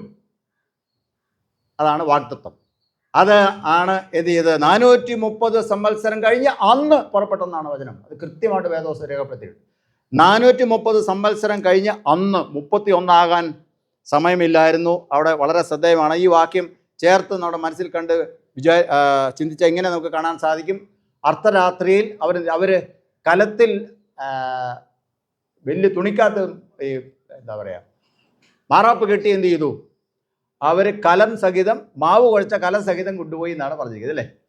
അവർ ബന്ധപ്പെട്ട് പോയി എന്നാണ് പറയുന്നത്. അവരെ ഓടിച്ചു വിട്ടു എന്നാണ് പറഞ്ഞിരിക്കുന്നത്. കാരണം എന്താ? അർദ്ധരാത്രിയിൽ അവർ പോയി. അർദ്ധരാത്രി കഴിഞ്ഞാൽ പിന്നെ എന്താണ്? പിറ്റേ ദിവസമാണ് 431 വർഷത്തിൻ്റെ 1-ാം ദിവസം തുടങ്ങുകയാണ് അല്ലേ? അതിന് ദൈവം സമ്മതിച്ചില്ല. ഇവരെ ഓടിച്ചു വിട്ടു എന്നാണ് പറഞ്ഞത്. ഓടിച്ചങ്ങ് വിട്ടു, ഓടിപ്പോയി. പിന്നെ പോയ വഴിക്കാണ് എന്ത് ചെയ്തത്? പോയ വഴിക്കാണ് മാവൊക്കെ പൊളിച്ചപ്പോൾ അവർ പോയ വഴിക്ക് എന്ത് ചെയ്താക്കി ചുട്ടി തിന്നു പറയുന്നത് രേഖപ്പെടുത്തിയിട്ടുണ്ട്. അങ്ങനെ പോയത് എല്ലാം ദൈവത്തിൻ്റെ വചന നിവൃത്തിയാണ്. ദൈവത്തിൻ്റെ അറിവോടെ തന്നെയാണ് ഇതെല്ലാം സംഭവിച്ചിരിക്കുന്നത്. അങ്ങനെയാണെങ്കിൽ 1805 റിങ്കൽ ടൊബേയും വേദമാണിക്യവും ഇവിടെ വന്നു എന്ന് പറഞ്ഞാൽ അതേ ദൈവം തന്നെയാണ് അവരെ നയിച്ചത് എന്ന് മറന്നു പോകരുത്. അതാണ് ദൈവത്തിൻ്റെ വചനം എന്ന് പറയുന്നത്. നമ്മളങ്ങനെ ഒരു കുറച്ച് നാൾ 175 വർഷമായിട്ട് മാത്രം നമ്മൾ ചിന്തിക്കുകയത് ചരിത്രത്തിലൂടെ നമ്മളെ വഴി നടത്തുന്ന ദൈവം, മുന്നമേ കണ്ട ദൈവം, നമ്മൾ ഉണ്ടാകുന്നതിന് മുമ്പേ നമ്മളെ കണ്ട ദൈവം തക്ക സമയത്ത് എന്ത് ചെയ്തു? വേദമാണിക്യം മഹാരാജനെ നമ്മുടെ ഇടയിലേക്ക് അയച്ചു. നമ്മുടെ പൂർവ്വപിതാക്കന്മാർ അനേകർ എന്ത് ചെയ്തു? അന്നത്തെ വളരെ വളരെ വ്യത്യസ്തമായ സാഹചര്യത്തിൽ ധൈര്യസമേതം എന്ത് ചെയ്തു? അവർ വിശ്വാസം സ്വീകരിച്ചു. പലപ്പോഴും ചരിത്രം പഠിക്കുമ്പോഴൊക്കെ കാണാൻ സാധിക്കും, നമ്മളെ പൂർവ്വപിതാക്കന്മാർ ആരാധിച്ചിരുന്ന ദേവാലയങ്ങൾ എന്ത് ചെയ്തിട്ടുണ്ട്? ദേവാലയം എന്ന് പറയാനൊന്നുമില്ല, പുൽക്കെട്ടിടങ്ങളും അതുപോലെ ചെറിയ കുടിവരകളും ആയിരുന്നെങ്കിൽ അതെല്ലാം കത്തിച്ചു കളഞ്ഞു. അതിൻ്റെ എല്ലാം നടുവിൽ നിന്ന് അവർ പറഞ്ഞു, ഇല്ല, ഞങ്ങൾ ഈ വിശ്വാസം വിട്ടു പോകട്ടെ. കുറച്ച് അതിൻ്റെ ഒരു കണി പോലും എന്ത് ചെയ്തില്ല. ഇന്നത്തെ നമ്മുടെ തലമുറ, ഞാൻ ഉൾപ്പെടെയുള്ള ആൾക്കാർക്ക് ഇല്ല എന്നുള്ളതാണ് ഏറ്റവും വലിയ സങ്കടം. ആ പിതാക്കന്മാർ ഒരുപക്ഷെ അവർക്ക് അക്ഷരാഭ്യാസമില്ലായിരുന്നു, അവർക്ക് ഒന്നും അറിയത്തില്ലായിരുന്നു. അവർ രാവിലെ തൊട്ട് വൈകുന്നേരം വരെ ചേറിൽ പണിയെടുത്ത ആൾക്കാരായിരിക്കാം. പക്ഷേ ഒരു കാര്യം അവർക്കുണ്ടായിരുന്നു, ദൈവത്തിലുള്ള അചഞ്ചലമായ വിശ്വാസം. ഇന്ന് നമുക്ക് ചേറിൽ ഇറങ്ങേണ്ട കാര്യമില്ല. നമുക്ക് മാസം മാസം എന്ത് ചെയ്യാം? പണി ചെയ്ത് അവർക്ക് പൈസ കിട്ടും, അല്ലെങ്കിൽ ജോലി എടുത്ത് പൈസ കിട്ടും. നമ്മുടെ പോക്കറ്റിൽ ഇഷ്ടം പോലെ പൈസയുണ്ട്. ഒരു കാര്യം മാത്രം നമുക്കില്ല, തീവ്രമായ ദൈവവിശ്വാസം. അത് നമുക്കില്ല. കർത്താവിനെ സാക്ഷിപ്പാൻ എന്ത് ചെയ്യുന്നില്ല, നമുക്ക് പലപ്പോഴും സാധിക്കുന്നില്ല. അതിനു വേണ്ടി നിൽപ്പാൻ നമുക്ക് സാധിക്കില്ല. ഞാൻ ക്രിസ്ത്യാനിയാണെന്ന് പറയാൻ, ഞാനൊരു ദൈവവൈതലാണെന്ന് പറയാൻ എന്ത് ചെയ്യില്ല. നമ്മുടെ തലമുറയ്ക്ക് ആരെയും മാറ്റി നിർത്തിക്കൊണ്ടല്ല ഞാൻ പറയുന്നത്, എല്ലാവരും ചേർത്താണ് പറയുന്നത്. നമുക്ക് പലപ്പോഴും സാധിക്കും. അതിനെതിരെ നമ്മൾ ചിന്തിക്കേണ്ട കാലം അതിക്രമിച്ചിരിക്കുന്നു. വേറെ ഒന്നിനും വേണ്ടിയല്ല. കാരണം അപ്പം ദൈവമക്കളാണ്. ദൈവത്തിൻ്റെ സ്വഭാവം സമൂഹത്തിൽ വെളിപ്പെടുത്തേണ്ട ഉത്തരവാദിത്വമാണ് നമുക്കുണ്ടാകുക. ഇവിടെ സലോമൻ്റെ ദേവാലയ പണിയെക്കുറിച്ച് പറയുമ്പോൾ ഒരു വാക്ക് പ്രത്യേകിച്ച് ഉപയോഗിച്ചിട്ടുണ്ട്. ദൈവം കാണിച്ചു കൊടുത്ത മാതൃകപ്രകാരം തന്നെ എന്ത് ചെയ്തു? ദേവാലയം പണിതു. ഓർത്തിരിക്കണം, ദൈവം കാണിച്ചു കൊടുത്ത മാതൃകപ്രകാരം തന്നെ ദേവാലയം പണി തീർത്തു. അതിനെക്കുറിച്ച് നമ്മൾ വിശദമായിട്ട് നോക്കുമ്പോൾ ദേവാലയത്തിന് എത്ര അടി നീളം വേണം, എത്ര അടി വീതി വേണം, എത്ര അടി പൊക്കം വേണം, അത് എന്തെല്ലാം ആയിരിക്കണം അതിൻ്റെ ഉപകരണങ്ങൾ, അത് എന്തെല്ലാം കളർ അതിൻ്റെ അകത്ത് ഉപയോഗിക്കണം, എന്തെല്ലാം തിരശ്ശീലകളാണ് അതിൻ്റെ അതിൻ്റെ നൂലുകൾ ഏത് കളറായിരിക്കണം, എത്ര എണ്ണം, എത്ര ഇത് കൊളുത്തിയിട്ടാണ്, എത്ര ഹുക്ക് അതിന് വേണം, തുടങ്ങിയുള്ള എല്ലാ കാര്യങ്ങളും എന്ത് ചെയ്യുന്നു? A to Z കാര്യങ്ങളും ദൈവം കാണിച്ചു കൊടുത്ത മാതൃകപ്രകാരം ചെയ്തു എന്നാണ് ഞാൻ പറഞ്ഞത്. നമ്മൾ ദേവാലയം പണിയാൻ ഉദ്ദേശിക്കുമ്പോൾ നമ്മളത് എന്ത് ചെയ്യണം?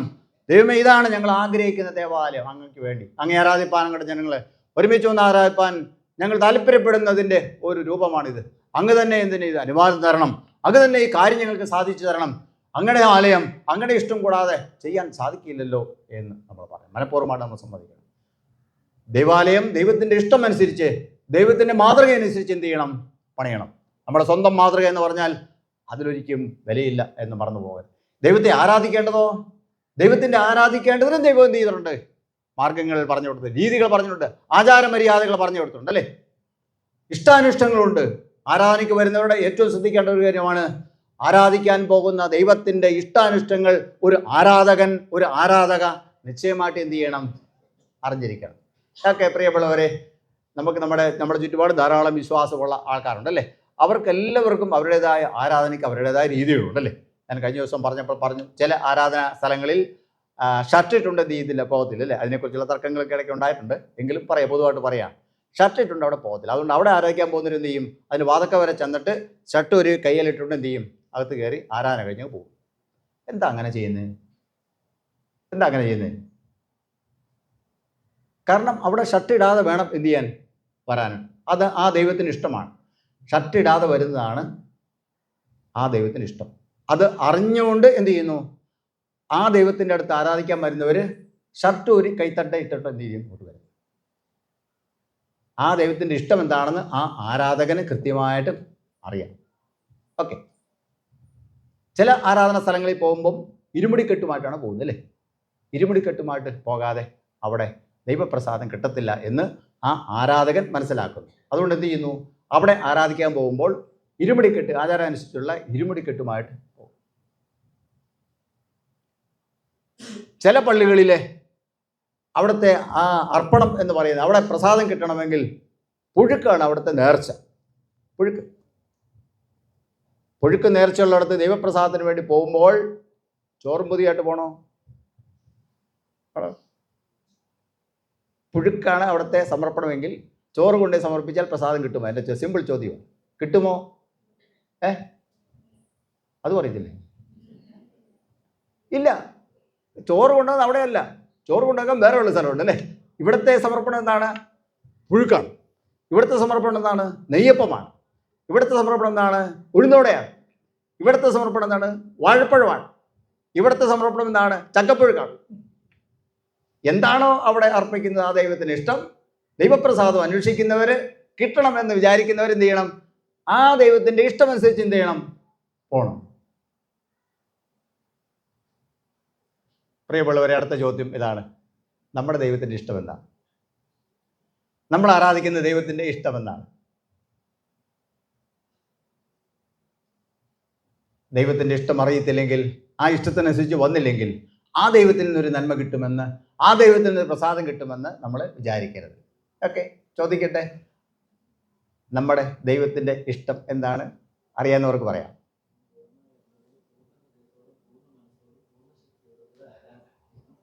ആ കൽപ്പന ചുരുക്കി പറഞ്ഞേക്കുന്നതാണ് അവിടെ പറഞ്ഞിരിക്കുന്നത്. ദൈവത്തെ എന്ത് ചെയ്യണം? അത് നമ്മൾ സാധാരണ ആരാധന പുസ്തകം ഉപയോഗിക്കുന്നതാണ്. നമ്മൾ ദൈവാലയത്തിൽ വരുമ്പോൾ എന്ത് ചെയ്യണം? പൂർണ്ണ മനസ്സോടും പൂർണ്ണശക്തിയോടും പൂർണ്ണാത്മാവോടും വരേണ്ടതാണ്. ഓക്കെ, എൻ്റെ ചോദ്യം ഇതാണ്: നാം ആരാധിക്കുന്ന ദൈവത്തിൻ്റെ ഇഷ്ടം എന്താണ്? അത് തെറ്റല്ല കേട്ടോ, അതും അതിനകത്ത് വളരെ പ്രധാനപ്പെട്ട ഭാഗമാണ്. ദൈവത്തിൻ്റെ ഇഷ്ടമോ, ബാക്കി പറഞ്ഞാൽ മതി, ഒരു വാക്യമാണ്. ദൈവത്തിൻ്റെ ഇഷ്ടമോ, ഉറക്കെ പറ. നമ്മുടെ ശുദ്ധീകരണം എന്നാണ് പറഞ്ഞത്? നിങ്ങളുടെ ശുദ്ധീകരണം അല്ലേ? ദൈവത്തിൻ്റെ ഇഷ്ടമോ, നിങ്ങളുടെ ശുദ്ധീകരണം തന്നെ ദൈവം വിശുദ്ധനായകയാൽ ഞാൻ വിശുദ്ധനായിരിക്കാൽ നിങ്ങളും വിശുദ്ധരായിരിക്കുവിൻ. വിശുദ്ധി കൂടാതെ ദൈവത്തെ പ്രസാദിപ്പിക്കാൻ സാധ്യമല്ല. നമ്മുടെ ദൈവം എങ്ങനെയുള്ള ദൈവമാണ്? വിശുദ്ധനായ ദൈവമാണ്. വിശുദ്ധനായ ദൈവത്തെ എങ്ങനെ ആരാധിക്കണം? വിശുദ്ധിയോടെ ആരാധിക്കണം, അല്ലേ? ഓക്കെ, അത് നമ്മൾ പ്രാർത്ഥിക്കുക, ധ്യാനിക്കുക, ചിന്തിക്കുക. ദേവാലയം പണിക്ക് വേണ്ടി നമ്മൾ കല്ലിടുകയാണ്. നമുക്ക് എന്ന് ഇത് തീർക്കാൻ പറ്റുമായിരിക്കും?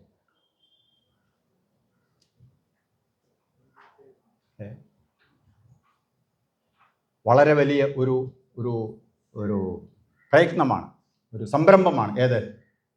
ഈ ദേവാലയ നിർമ്മാണം എന്ന് പറയുന്നത്. ഞാൻ പലപ്പോഴും ദേവാലയ നിർമ്മാണമായിട്ട് പറയുമ്പോൾ ഒരു കാര്യം കൂടെ എന്നോട് ചേർത്ത് പറയാറുണ്ട്. ഈ കഴിഞ്ഞ പ്രാവശ്യം ഞങ്ങളുടെ മകളുടെ തന്നെ ഒരു ഈശോയുള്ള മകളുടെ തന്നെ ഒരു ദേവാലയം പ്രതിഷ്ഠിക്കുണ്ടായി. ഞാൻ ബിഷപ്പായ സമയത്താണ് എന്ത് ചെയ്ത് ആ ദേവാലയത്തിന് കല്ലിട്ടത്. കല്ലിടാൻ ചെന്നപ്പോൾ അവരോട് ഞാൻ പറഞ്ഞു, എൻ്റെ പൊന്നു സുഹൃത്തുക്കളെ, നിങ്ങൾ എന്ത് ചെയ്യരുത്, പൈസ ഉണ്ടെങ്കിൽ മാത്രമേ എന്നെ കൊണ്ട് എന്ത് ചെയ്യാവുള്ളൂ, ഈ കല്ലിടിപ്പിക്കാം. കല്ലിട്ടിട്ട് പിന്നെ പണിയാതെ കിടക്കാമെന്ന് പറഞ്ഞാൽ ഞാൻ ഈ വഴി അങ്ങോട്ടും ഇങ്ങോട്ടും പോകുമ്പോൾ അത് വലിയ വിഷമമായിരിക്കും. അവർക്ക് ഒരേ ഒരു നിർബന്ധം, പുതിയ ബിഷപ്പ് ഞങ്ങളുടെ പള്ളി ആദ്യമായിട്ട് വന്നപ്പോൾ കല്ലിടണം. നമ്മൾ അങ്ങനെ ഒരു പ്രമാണവുമില്ല. ബിഷപ്പ് ആദ്യമായിട്ട് വരുമ്പോൾ കല്ലിടണമെന്നുള്ള പ്രമാണമൊന്നുമില്ല. നിങ്ങൾക്ക് പൈസ ഉണ്ടെങ്കിൽ തീരുമെങ്കിൽ മാത്രമേ എന്ത് ചെയ്യാൻ മതി, കല്ലിട്ടാൽ മതി. അസമ്മതിത്തിൽ അവരെ ഒറ്റപ്പെടുത്താൽ എന്നെ എന്ത് ചെയ്തു, പിടിച്ച് അന്ന് അവിടെ കല്ലിടിപ്പിച്ചു. അന്നേരവും പറഞ്ഞു, ഇതെന്ത് ചെയ്യണം, പൈസ ഇല്ലാതെ എന്ത് ചെയ്ത് പണി തീരത്തില്ല. ഓക്കെ, 5 വർഷം കഴിഞ്ഞപ്പോൾ എൻ്റെ പണി തീർന്നു കേട്ടോ. ഇടയ്ക്കൊരു കോവിഡൊക്കെ വന്ന കാരണം പണി തീർന്നു. വളരെ മനോഹരമായ പള്ളിയാണ്. അന്ന് ഞാൻ ചോദിച്ചു, എത്ര രൂപ ഇതിനാകും? തിരുമേനി ഒരു 80-85 ലക്ഷം രൂപ, കൂടി വന്നാൽ ഒരു 90 ലക്ഷം രൂപയാകും. കുറേ നാൾ കഴിഞ്ഞ് പിന്നീട് ഞാൻ ചോദിച്ചു, പണി തീരുന്നില്ലല്ലോ എന്ന് പറഞ്ഞാൽ അവിടെ പള്ളി ചെന്നപ്പോൾ ചോദിച്ചു, എനിക്ക് നിങ്ങളെ ഒന്ന് കാണണം കമ്മിറ്റിക്കാരെ, എത്രയായി ഇപ്പം?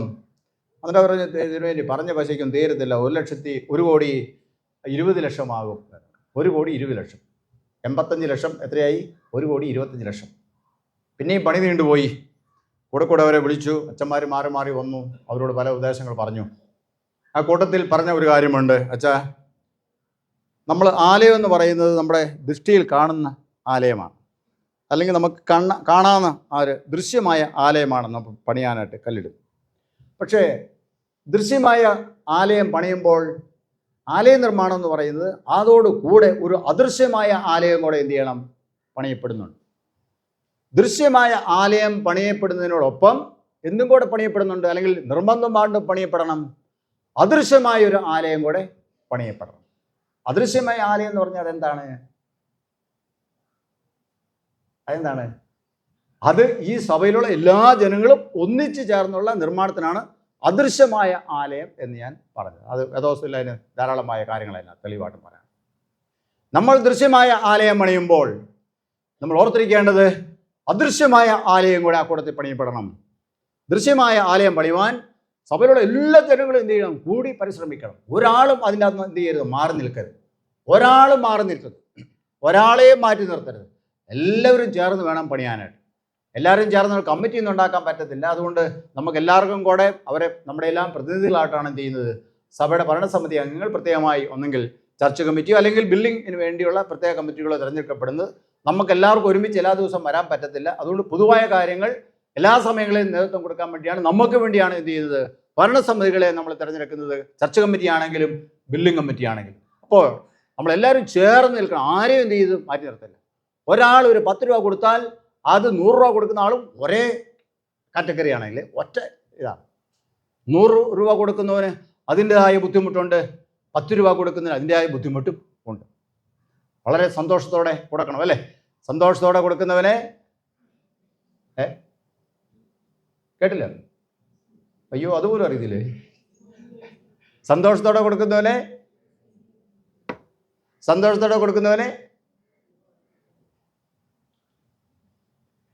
എല്ലാ തീരുമാനം ഇതൊന്നും ഞങ്ങൾക്ക് വലിയ വിഷയമുള്ള കാര്യങ്ങൾ. ഞങ്ങൾ സന്തോഷത്തോടെ കൊടുക്കും, ഇല്ലാതെയും കൊടുക്കും. പിന്നെ എന്താ, ഇത്തവണ ഞങ്ങൾ 1 രൂപ ഇടുന്നുള്ളൂ കേട്ടോ. 1 രൂപ ഇടുന്നുള്ളൂ. കഴിഞ്ഞ ഞായറാഴ്ച വരെ 10 രൂപ ഇട്ടതാണ്. ഇത്തവണ ഞങ്ങൾ 1 രൂപ ഇടുന്നുള്ളൂ. ഈ കഴിഞ്ഞ ദിവസം ഒരു പള്ളിയിലെ, ഈ മകളുടെ അല്ല കേട്ടോ, ഒരു പള്ളിയിലെ ഒരു കംപ്ലൈൻറ്റ് പറഞ്ഞതാണ്. തിരുമേനി എങ്ങനെയെങ്കിലും എന്നെ ഒന്ന് മാറ്റിക്കോണം. എന്നാ അച്ഛാ? അവിടെ 1 രൂപ ഇടുകയുള്ളൂ എന്നാണ് പറഞ്ഞേക്കാം. 10 രൂപ ഇട്ട് അങ്ങനെ അച്ഛൻ എന്ത് ചെയ്യില്ല, അങ്ങനെ പോകണ്ട, 1 രൂപ ഇടുവാൻ അച്ഛനെങ്ങനെയാ കാണാമല്ലോ. ഞാൻ പറഞ്ഞു, എൻ്റെ പൊന്നു സുഹൃത്തുക്കളെ, നിങ്ങൾക്ക് അബദ്ധം പറ്റിപ്പോയി. നിങ്ങൾ സ്വത്തകാഴ്ച ഇടുന്ന ആർക്കാണ്? സ്വത്തകാഴ്ച ആർക്കാണ് ഇടുന്നത്? കാണിക്ക ആർക്കാണ് ഇടുന്നത്? ഇവിടെ ഇരിക്കുന്ന ജസ്വിനച്ചല്ലേ? ജസ്വിനച്ചനാണോ സ്വത്തകാഴ്ച ഇടുന്നത്? അല്ല. ഞാൻ ഇവിടുത്തെ ഉദാഹരണത്തിൽ ചുമ്മാ തോന്നിട്ടുള്ളൂ, ഇങ്ങനെ ഒന്നും ഇവിടുന്ന് പറഞ്ഞതൊന്നും അല്ല. ജസ്വിനച്ചനല്ല, ദൈവത്തിനെ കാണിക്കർപ്പിക്കുന്നത്. ദൈവത്തിന് നേരുകയും നിവർത്തിക്കുകയും ചെയ്യുകയും. അവിടെ എന്തോ എങ്ങനെയൊക്കെയോ എന്ത് ചെയ്തിട്ടുള്ള ഒരു വ്യത്യാസം വന്നുപോയി. നമ്മൾ സ്വത്തരാജ്യം ഇടുന്നതുകൊണ്ടാണ് അച്ഛന്മാർ, സുവിശേഷകന്മാർ, അവർക്ക് ശമ്പളം കിട്ടുന്ന ഒരു ചിന്ത. അതൊക്കെ അത് ഏറ്റവും ലീസ്റ്റായിട്ടുള്ള സംഗതികളാണ്. വിതയ്ക്കുന്നവന് വിത്തും ഭക്ഷിപ്പാൻ ആഹാരം കൊടുക്കുന്നതും ദൈവമാണ്. ഓർത്തോണം. 10 രൂപ കൊടുത്തുകൊണ്ടിരുന്നവന് 10 രൂപ കൊടുക്കാൻ ഇടയാക്കിയത് ദൈവമാണ്. അത് 1 രൂപ കുറച്ച് കൊടുക്കുമ്പോഴും അവനും ഭക്ഷിപ്പാൻ ആഹാരം കൊടുക്കുന്ന ആരാണ്? ദൈവമാണ്. അവിടെ നിന്റെ സ്വന്തം കയ്യാൽ അതും ഞാൻ ചെയ്യും എന്നുള്ള അഹങ്കാരത്തോടെ എന്ത് ചെയ്യരുത്? ദൈവസന്നിധിയിൽ വരരുത്. വേറെ എവിടെ പോയാലും ദൈവത്തിൻ്റെ സന്നിധി എന്ത് ചെയ്യണം? വളരെ താഴ്മയോടെ വരിക. അവിടെ വരുമ്പോൾ നമുക്ക് ഇവിടെ നിൽക്കുന്ന ബിഷപ്പിനേക്കാൾ അപ്പുറമായി, അച്ഛന്മാരെക്കാൾ അപ്പുറമായി, ശുശ്രൂഷകരെക്കാൾ അപ്പുറമായി ഉയരത്തിൽ ദൈവത്തിൻ്റെ ദിവ്യമായ മഹത്വം ദർശിക്കാൻ നമുക്ക് സാധിക്കുന്നില്ലെങ്കിൽ, പ്രിയമുള്ളവരെ, നമ്മൾ ഒരിക്കൽ മുട്ടുമേ നിന്ന് പ്രാർത്ഥിക്കണം, ദൈവമേ അങ്ങയുടെ ദിവ്യമായ ദർശനം ഞങ്ങൾക്ക് നൽകണമേ എന്ന് വരിക, പ്രാർത്ഥിക്കുക. സഭയുടെ ചുമതലക്കാർ അതിന് ശക്തമായ നേതൃത്വം നൽകണം. ആരെയും എന്ത് ചെയ്യരുത്? ആരെയും മാറ്റി നിർത്തരുത്. എല്ലാവരെയും ചേർത്ത് കൊണ്ടുപോകണം. ആലയം പണി അങ്ങനെയാണ് അല്ലേ? അടിസ്ഥാനം ക്രിസ്തു. നമ്മൾ വേദഭാഗം വായിച്ച അടിസ്ഥാനം ക്രിസ്തു. അതിന് മുകളിലാണ് നമ്മൾ എന്ത് ചെയ്യുന്നത്? പണിയപ്പെടുന്നത്. മാതൃകയാണ്, സ്വർഗത്തിലെ മാതൃകയാണ്. അത് സ്നേഹത്തിൻ്റെ മാതൃകയാണ്, ഒരുമയുടെ മാതൃകയാണ്, ഒരുമിച്ചുള്ള പ്രവർത്തനത്തിൻ്റെ, ദൈവത്തിന് മഹത്വം കൊടുത്തുകൊണ്ടുള്ള മാതൃകയാണ്. അതുകൊണ്ട് വളരെ സന്തോഷത്തോടെ നമുക്ക് എന്ത് ചെയ്യാം? ദേവാലയം നമ്മുടെ കുറേ നാളുകളായിട്ടുള്ള നമ്മുടെ ആഗ്രഹമാണ് നമുക്ക് മനോഹരമായ ആലയം. ഇന്ന് തൊട്ട് എന്ത് ചെയ്യണം? നിങ്ങൾ അതിനു വേണ്ടി പ്രാർത്ഥിക്കണം. ആഴ്ചയിലോ മാസത്തിലോ ക്രമീകൃതമായി ആലയം പണി തീരുന്നിടം വരെ എന്ത് ചെയ്യണം? പ്രത്യേകമായ പ്രാർത്ഥനകൾ അതിനുവേണ്ടി ക്രമീകരിക്കണം. കല്ലിടാൻ വേണ്ടി ഒരു പ്രോഗ്രാമായി ദയവായിട്ട് ഇത് തീരരുത് എന്ന് ഞാൻ നിങ്ങളോട് പറയാം. കാരണം ഫണ്ട് ഇത്രയേ ഉള്ളെന്ന് പറഞ്ഞപ്പോൾ എനിക്ക് അങ്ങനെ ഒരു സംശയം തോന്നുന്നു. അത് മറികടക്കണമെങ്കിൽ നമുക്ക് എന്ത് ചെയ്യണം? നമുക്ക് തീർച്ചയായിട്ടും ഈ ഒരുമയും പ്രാർത്ഥനയും നമുക്ക് ആവശ്യമാണ്. കഴിഞ്ഞ പ്രാവശ്യം ഒരു സഹോദരൻ പറഞ്ഞു, അച്ഛാ ഞാൻ 1,00,000 രൂപ പള്ളിക്ക് സംഭാവന. ഞാൻ ഞെട്ടിപ്പോയി. 1,00,000 രൂപ പള്ളിക്ക് സംഭാവന കൊടുത്തു. കൂലിപ്പണിക്കാരനാണ്. 1,00,000 രൂപ കൊടുത്തു. ഞാൻ ചോദിച്ചു, എങ്ങനെയാണ് 1,00,000 രൂപ കിട്ടിയത്? ഞാൻ ലോൺ എടുത്ത് കൊടുക്കുക. അപ്പോൾ ഞാൻ ലോൺ എങ്ങനെ തിരിച്ചടയ്ക്കും? അത് ഞാൻ എന്ത് ചെയ്യും? ഞാനത് എനിക്ക് ചില പണികളൊക്കെ ഉണ്ട്, അത് ഞാനെടുത്ത് അത് തിരിച്ചടയ്ക്കും. ചിന്തിക്കാൻ പറ്റും. തെങ്ങ് കയറുന്ന ഒരാൾ, കുറേ വർഷങ്ങൾക്ക് മുമ്പ് ഞാൻ നമ്മുടെ ഈ തെക്കൻ തിരുവിതാംകൂറിൽ നമ്മുടെ ഒരു CSI കാരനെ പരിചയപ്പെട്ടതാണ്. കുറേ വർഷങ്ങൾക്ക് മുമ്പാണ്. തെങ്ങ് കയറ്റമാണ് അദ്ദേഹത്തിൻ്റെ ജോലി. അദ്ദേഹം എൻ്റെ അടുത്ത് വളരെ താല്പര്യപൂർവ്വം കുറച്ച് നേരം നിന്നപ്പോൾ ഞാൻ ചോദിച്ചു, എന്നാണ്ട് വിശേഷം? എന്നാണ്? ഞാനന്ന് ബിഷപ്പല്ല, അച്ഛനാണ്. അച്ഛനെ കാണാനും പരിചയപ്പെടാനും ഇടയാതിൽ വളരെ സന്തോഷം. അപ്പോൾ ഞാൻ ചോദിച്ചു, എന്നാ ചെയ്തു? ഞാൻ തെങ്ങ് കയറാണ് ജോലി. ഓക്കെ, പൈസയൊക്കെ കിട്ടുന്നുണ്ടോ? ഉണ്ട് അച്ഛൻ. 3 മിഷന്മാർക്ക് സപ്പോർട്ട് ചെയ്യുന്നുണ്ട്. 5,000 രൂപ വെച്ച് ഓരോ മാസം 3 മിഷന്മാർക്ക് കൊടുക്കുകയാണ് അടയ്ക്കേണ്ടി. തൊഴിലെന്നാ? തെങ്ങ് കയറ്റം. സന്തോഷത്തോടെ അദ്ദേഹം വന്ന് എനിക്ക് ഭക്ഷണം വിളമ്പാൻ നിൽക്കുക. ഞാനാരാ? ഞാനത് വെച്ച് തട്ടിച്ച് നോക്കുമ്പോൾ ഒന്നുമില്ല. അദ്ദേഹത്തിൻ്റെ കാലേ വിടാനേ ഉള്ളൂ അല്ലേ? ഓർത്ത് ഭയങ്കര നമ്മുടെ സഭാമക്കൾ നമ്മൾ ഉദ്ദേശിച്ചതിനേക്കാൾ അപ്പുറമാണ്. അവരുടെ വിശ്വാസം എന്ന് പറയുന്നത്, അവരുടെ കരുതലെന്ന് പറയുന്നത് വളരെ വളരെ വലുതാണ്. അധ്വാനം മുഴുവൻ അതിനു വേണ്ടിയാണ്. കർത്താവിൻ്റെ വേലയ്ക്ക് വേണ്ടി അധ്വാനം മുഴുവനും. ഒരു പൈസ അവരെന്ത് ചെയ്താൽ മാറ്റിവെക്കുന്നു. അത് ദൈവവുമുള്ള അവരുടെ ബന്ധമാണ് സൂചിപ്പിക്കുന്നത്. പ്രിയമുള്ളവരെ, അങ്ങനെ നല്ലൊരു പാരമ്പര്യമുള്ള ഒരു സഭയാണ് നമ്മുടെ സഭ, CSI സഭ എന്ന് പറയുന്നത്. അതുകൊണ്ട് നമ്മൾ വളരെ ആത്മാർത്ഥമായി വേണ്ടി പ്രാർത്ഥിക്കുക. വേറൊരാൾ എത്ര കൊടുത്തു എന്ന് നോക്കേണ്ടതില്ല. നമുക്ക് ദൈവം മനസ്സിൽ തോന്നിക്കുന്ന എന്ത് ചെയ്യുക? സന്തോഷത്തോടെ എന്ത് ചെയ്യുക? കൊടുക്കുക. സന്തോഷത്തോടെ കൊടുക്കുക. സന്തോഷമില്ലാതെ എന്ത് ചെയ്യരുത്? കൊടുക്കരുത്. അതിനിപ്പുറത്തൊരു വാക്യമുണ്ട്, നിർബന്ധത്താൽ അരുത് അല്ലേ? നിർബന്ധത്താൽ അരുത്. ദുഃഖത്തോടെ കൊടുക്കരുത്, സങ്കടത്തോടെ കൊടുക്കരുത്, നിർബന്ധിച്ച് കൊടുക്കരുത്. സന്തോഷത്തോടെ കൊടുക്കുന്നവരെ ദൈവം സ്നേഹിക്കും. സന്തോഷത്തോടെ കൊടുക്കുന്നവരെ ദൈവം സ്നേഹിക്കും. നമ്മൾ കൊടുക്കുമ്പോൾ നമുക്ക് എന്തുണ്ടായിരിക്കണം? ഒരു സന്തോഷം ഉണ്ടായിരിക്കും. സന്തോഷത്തോടെ കൊടുക്കുക. ദൈവം തന്നിരുന്ന് മാറ്റിവെച്ച് കൊടുക്കുക. എല്ലാവരും ഒരുമിച്ച് എന്ത് ചെയ്യുക? പ്രവർത്തിക്കുക. കഴിവുള്ള ആൾക്കാർ ധാരാളമുണ്ട്. എല്ലാ കഴിവുള്ളവരെയും എല്ലാ കഴിവില്ലാത്തവരെയും എന്ത് ചെയ്യുക? ചേർത്ത് നിർത്തണം അല്ലേ? ഒരു ബിൽഡിംഗ് എന്ന് പറയുമ്പോൾ വലിയ വലിയ സൈസിലുള്ള കല്ലുകൾ മാത്രമാണോ ഉള്ളത്? ആണോ? അല്ല, ചെറുകല്ലുകളും ചെറിയ കല്ലുകളെല്ലാം കൂടെ ചേർന്നാലേ എന്ത് ചെയ്യും, അതിനൊരു ഭംഗി വരത്തുള്ളൂ, ഉറപ്പായിട്ട് നിൽക്കത്തുള്ളൂ. അതുകൊണ്ട് എല്ലാ കഴിവുള്ളവരും ഇല്ലാത്തവരെല്ലാം അതിൻ്റെ നിർമ്മിതിയിൽ വളരെ പ്രധാനപ്പെട്ട എല്ലാവരും ചേർത്ത് നമ്മൾക്ക് മനോഹരമായൊരു ആലയം പണിമാനാൻ ഇടയായി തീരണം. അത് നമ്മുടെ പ്രാർത്ഥനയായിരിക്കണം, പ്രാർത്ഥനാ വിഷയമായിരിക്കണം. നിങ്ങളുടെ വ്യക്തിപരമായ പ്രാർത്ഥനയിലും നിങ്ങളുടെ കുടുംബ പ്രാർത്ഥന എല്ലാ ദിവസവും രാവിലെയും വൈകുന്നേരം പ്രാർത്ഥനയിലും അതുപോലെ തന്നെ ഞായറാഴ്ച ആരാധനകളിലും മാത്രമല്ല ഈ ദേവാലയ നിർമ്മിതിക്കുള്ള പ്രത്യേക പ്രാർത്ഥനകൾ ക്രമീകരിച്ച് അത് വാർഷികമായിട്ടാണെങ്കിലും അതല്ലെങ്കിൽ മാസം ആണെങ്കിലും ആഴ്ചയാഴ്ച ആണെങ്കിലും നിശ്ചയിച്ച് ഒരു പ്രാർത്ഥന ക്രമീകരിക്കുമ്പോൾ ആലയ നിർമ്മിതിയെക്കുറിച്ചുള്ള ഒരു ദർശനം, ഒരു കാഴ്ചപ്പാട് നമ്മുടെ ജനങ്ങളിൽ വളരും എന്നുള്ള കാര്യത്തിൽ യാതൊരു സംശയവുമില്ല. അത് നമുക്കും നമ്മുടെ തലമുറയ്ക്കും അനുഗ്രഹമായിരിക്കും എന്നുള്ള കാര്യത്തിന് യാതൊരു സംശയവുമില്ല. ഉത്സാഹത്തോടെ നമുക്ക് ദേവാലയ നിർമ്മിതിക്ക് വേണ്ടി നമുക്ക് കൈകോർക്കാം. ദൈവത്തിന് ആശ്രയിച്ചുകൊണ്ട് ദൈവ ആരാധനയ്ക്ക് വേണ്ടിയുള്ള ആലയമായതുകൊണ്ട് ദൈവത്തോട് ആലോചന ചോദിച്ചാണ്, അവൻ്റെ ഇഷ്ടം അനുസരിച്ച് ചോദിച്ചുകൊണ്ട് ദിനം തോറും പണിയിൽ ഏർപ്പെടാം. ദൈവം നിങ്ങളെ എല്ലാവരും ഒരുപോലെ അനുഗ്രഹിക്കുമാറാകട്ടെ. ദേവാലയ നിർമ്മിതിയിൽ സന്തോഷത്തോടെ പങ്കുചേർന്ന് അനുഗ്രഹിക്കപ്പെട്ടവരായി ഈ ലോകത്തിലും വരുന്ന ലോകത്തിലും അനുഗ്രഹങ്ങൾ സ്വീകരിച്ചുകൊണ്ട് ജീവിപ്പാൻ ദൈവം നിങ്ങളെ എല്ലാവരെയും ഇടയാക്കി തീർക്കട്ടെ. ഇപ്പോൾ പിതാവായ ദൈവത്തിനും പുത്രനായ ദൈവത്തിനും പരിശുദ്ധാത്മാവായ ദൈവത്തിനും സകല ബഹുമാനവും മഹത്വവും കാലാവസാനം കൂടാതെ ഉണ്ടായിരിക്കുമാറാകട്ടെ.